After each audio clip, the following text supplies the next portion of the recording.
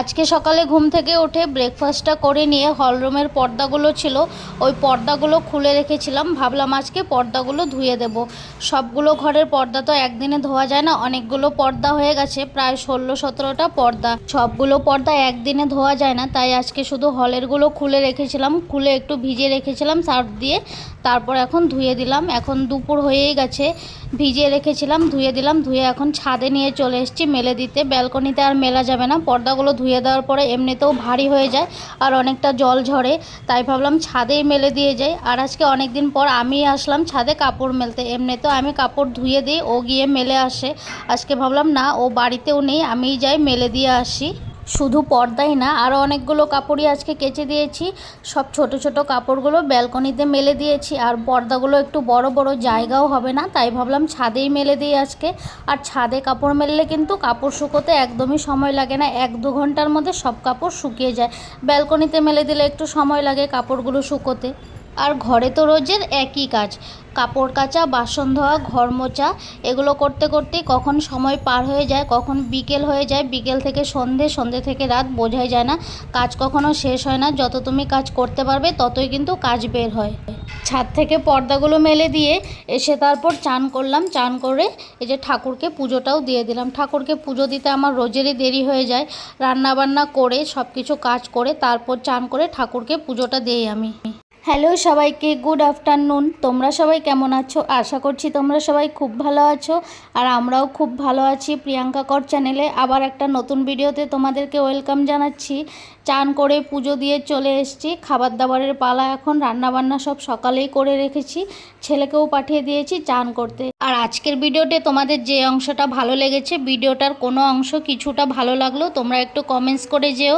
আর তোমাদের কি পয়লা বৈশাখে শপিং হয়ে গেছে? আমাদের কিন্তু হয়নি, আর পয়লা বৈশাখে তেমন কোনো শপিং করাও হবে না। শুধু ছেলের জন্য ড্রেস আনা হয়েছে, ওকে দিয়েছে ড্রেসটা কিন্তু খুব সুন্দর হয়েছে, আমার ছেলের খুব পছন্দ হয়েছে ড্রেসটা বাইরেই বের করা ছিল, আলমারিতে আর ঢোকানো হয়নি। পয়লা বৈশাখ তো চলেই এসছে, সেই দিনে ওকে পরিয়ে দেব, তাই ভাবলাম একটু তোমাদেরকেও দেখিয়ে দিই। কালারটা কিন্তু খুব সুন্দর, ড্রেসটার কালারটা সুন্দর, তাই ছেলের পছন্দ হয়েছে। আমার ছেলের কিন্তু এই কালারগুলোই খুব পছন্দ হয়। কি করছিস দেখা? ও ক্রিম লাগাচ্ছ, লাগাও। দেখি আমার দিকে ঘোর বাবা, ঘোর। এই দেখো, মাত্র চান করে এসছে, ক্রিম লাগাচ্ছে মুখে, আবার লজ্জা পাচ্ছে ক্রিম লাগাতে লজ্জা পাচ্ছে না, ক্যামেরার দিকে তাকাতে লজ্জা পাচ্ছে। সোনা, সোনা তাকাও, সোনা হাই বলো, হাই। দেখি না, একটু একটু দেখি বাবা, তাকাও বাবা, বাবা একটু তাকাও, বলো হাই বাবা, বলো হাই। জিজ্ঞেস করো তোমরা সবাই কেমন আছো, জিজ্ঞেস করো।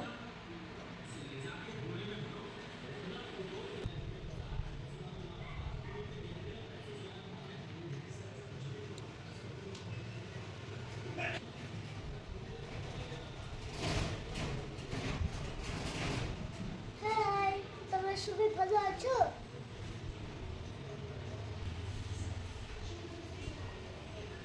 কমেন্টস করে একটু জানাও তোমরা ভালো আছো কিনা।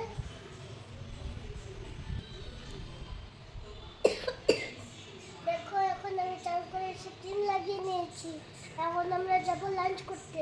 তোমরা লাঞ্চ করেছো?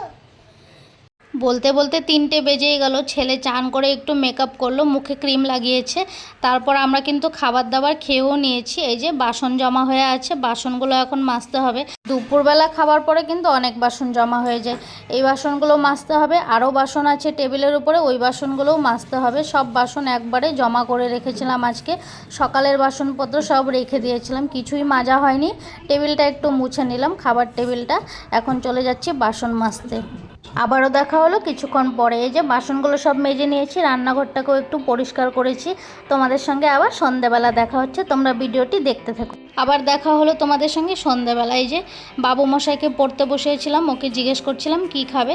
ওর মুখে কোনোদিনও কোনো কিছুর জন্য হ্যাঁ শুনতে পারবে না, যা বলবো নাই করবে, কিন্তু বানিয়ে দিলে একটু হলেও খাবে। জিজ্ঞেস করছিলাম কি খাবে, বলল কিছুই খাবে না। তারপর আমি বুদ্ধি করে ম্যাগি সিদ্ধ বসিয়ে দিয়েছি, ভাবলাম ম্যাগিটাই বানিয়ে দিই। অনেকদিন ম্যাগি খায়ও না ও, ঘরে এমনিতেও ম্যাগিটা কমই খায়, নিয়ে গেলে হঠাৎ কোনো সময় স্কুলে নিয়ে যায়। ম্যাগিটা বসিয়ে দিয়ে কয়টা কৌটো ছিল, কৌটোগুলো ভাবলাম ধুয়ে রাখি।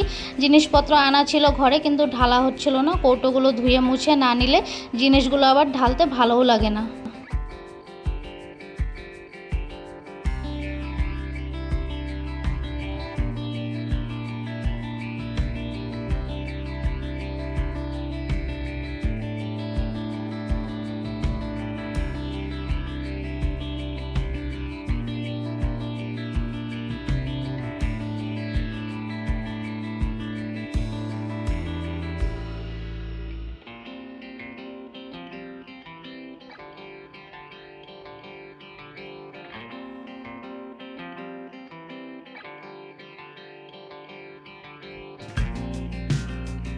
তো আজকের জন্য ভিডিওটা এখানেই শেষ করে দিচ্ছি, আর বেশি বড় করছি না। তোমরা যারা সব সময় আমার ভিডিও দেখো তাদেরকে অসংখ্য ধন্যবাদ, আর যারা নতুন ভিডিও দেখছো তাদেরকে বলছি আমার চ্যানেলটিকে সাবস্ক্রাইব করে পাশে থেকো, ভিডিওটিকে লাইক কমেন্ট শেয়ার করে দিও। দেখো ম্যাগিটা সেদ্ধ হয়েই গেছে, ম্যাগিটা এখন রেখে দিলাম, ওকে ডেকে খাইয়ে দেবো। তো ভিডিওটা এখানেই শেষ করে দিচ্ছি। তোমরা খুব ভালো থেকো, সুস্থ থেকো, টাটা বাই বাই।